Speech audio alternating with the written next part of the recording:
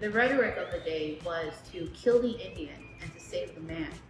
The idea was to separate an indigenous person from their culture, from their language, from their food, from their love, and from their families.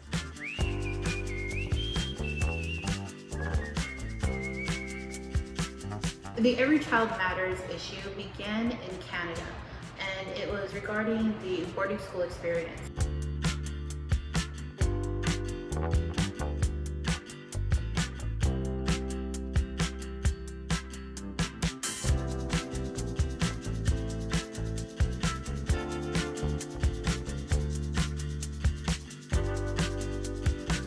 Because of that torture, many of the children didn't go home. They died here. They died in these schools. Many of the schools had graveyards. Many of the children were buried throughout the different campuses throughout North America.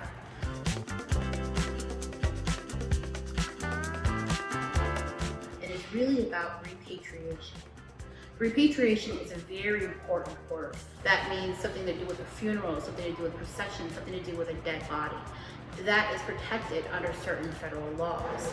Now, what should happen is that the individual tribes should be allowed the opportunity to repatriate the bodies of their children, meaning dig them up and bring them home.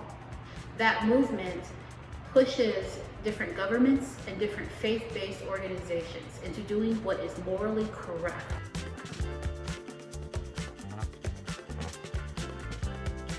We are here, the descendants of those who survived, so we can take home and repatriate, rebury, ceremony. This has a lot to do with religion. In our ways, my grandfather's ways, if somebody dies and they were not properly ceremonied, they don't go to the other side with their family, they go somewhere else. Which is why religious ceremonies are so important in indigenous communities. For the children who died here, they never had those ceremonies.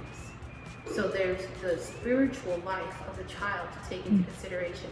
So the same child who was a victim of the government, who was the same child who was brought here to be brainwashed, murdered, tortured, and killed, and then buried here, disregarded without ceremony, that child's spirit is still amongst us.